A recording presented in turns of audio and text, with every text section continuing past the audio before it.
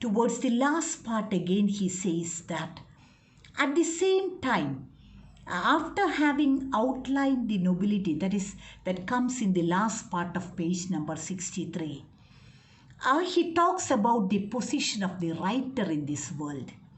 He had already hinted it in the beginning. He outlined the nobility of the writer's craft. I should have put him in his proper place. He has no other claims but those which he shares with his comrades in arms, with his colleagues. Vulnerable but obstinate. He says that here in the last part of the speech, he is talking about the position of the writer. He says that a writer should be along with his comrades. He should stand with his generation, with his people. He should not take a superior stand. He should not talk like a reformer. He should talk like one among the multitude. They are vulnerable, weak. But they are working for justice. And so he says that, see, towards the end of these, or all throughout his paragraph, he talks about the position of the writer. See, the key point is that the writer doesn't have a separate position or a superior stand, but his place is among his comrades, among his fellow countrymen. He is one among them in their sufferings. He can understand their sufferings fully. And he should always uphold truth and liberty. And he says that liberty is dangerous, as hard to live with as it is elating. He says that truth is mysterious and elusive, always to be conquered. It is difficult to find truth in this circumstance, but you have to find out truth. And what writer would from now on in good conscience dare set himself up as a preacher of virtue? Again he says that I don't think that a writer is a reformer. A writer is not a preacher of virtue, is not one who preaches virtue, but writer is one with the people. He is sharing their thoughts, their feelings, their doubts, their fears, their anxieties. He shares everything with them. And it is helping me still to support unquestioningly all those silent men who sustain the life made for them in the world only through memory of the return of brief and free happiness.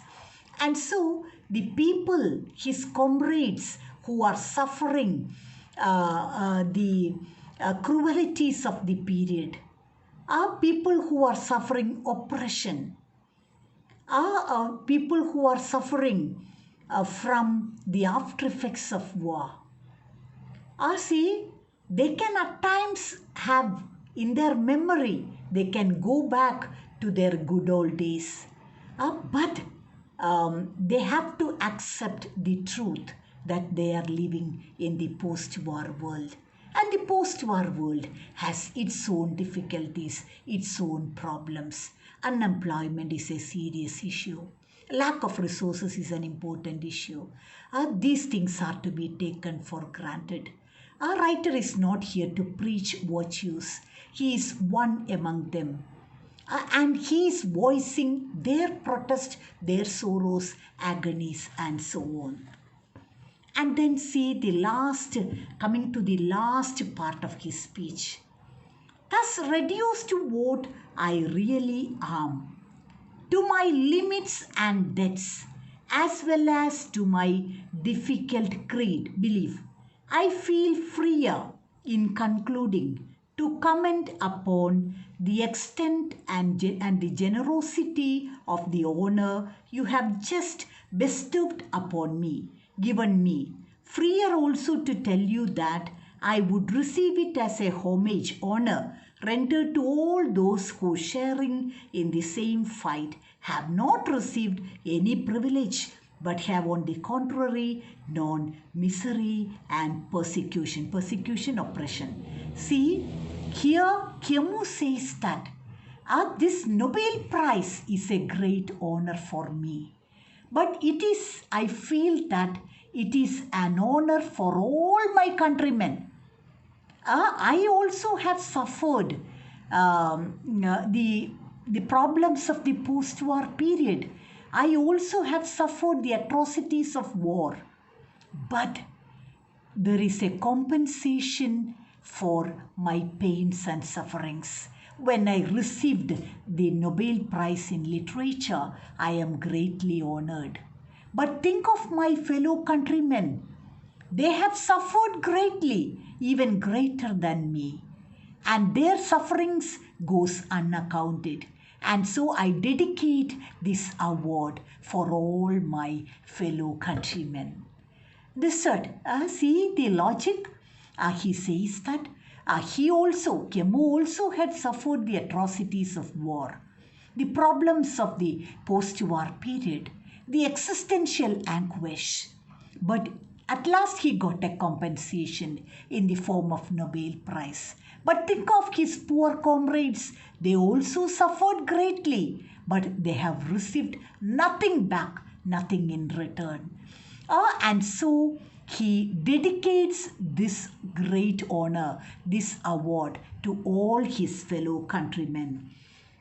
And so here I told you I have referred to Martin Luther King Jr., his Nobel Prize acceptance speech.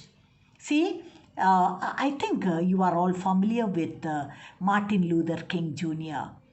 He received Nobel Prize, and after accepting the Nobel Prize for peace, he makes an acceptance speech like this in the University of Oslo. There, actually, why he was awarded the prize, taking into account his efforts for abolishing slavery in the United States of America. You know how the blacks suffered in the United States of America due to racial segregation. How much the blacks have to suffer because of the white people.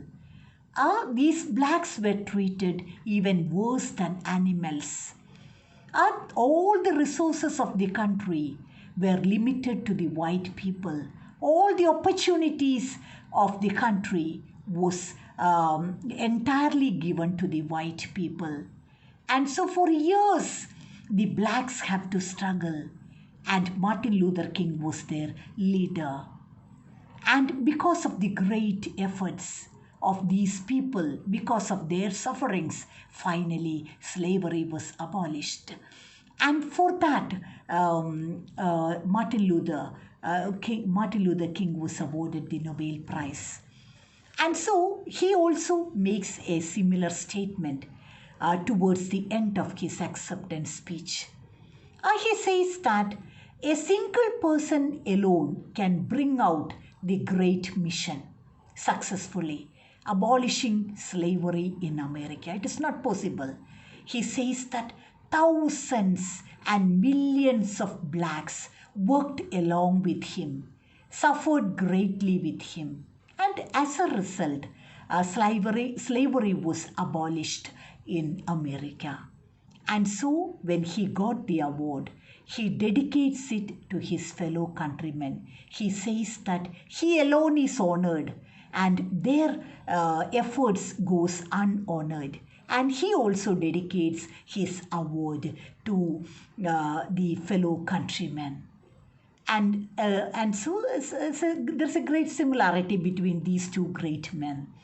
Great men think alike. That may be the reason. And then, I see the last line. It remains for me to thank you from the bottom of my heart and to make before you publicly, as a personal sign of my gratitude, the same and ancient promise of faithfulness which every true artist repeats to himself in silence every day. And so he again thanks the authorities and expresses his great joy and contentment in receiving the Nobel Prize. This is Camus' Nobel Prize acceptance speech. I told you, see, don't be frightened by the language of Camus. His age is reflected in his writings. And again, you focus on the key points. First of all, his gratitude in receiving the Nobel Prize, and then he thanks the authorities. He is grateful to his mother and his elementary school teacher for molding him in such a way. And then he explains the role of the artist. And he finally sums up by saying that an artist is not a superior being. He is one among his comrades, and he shares their thoughts, feelings, emotions, their sorrows, their fears and anxieties. He doesn't preach any virtue. He feels that he is one among them. And he is talking for the mute among them. He is voicing their feelings. And so the role of the artist, is explained in the course of this speech. And again, he refers to the great wars, the after effects of war, the existential anguish suffered by the people, and so on. And so you should go through the text. And if ever you have any doubts, we will discuss it in the Google Meet. Thank you all.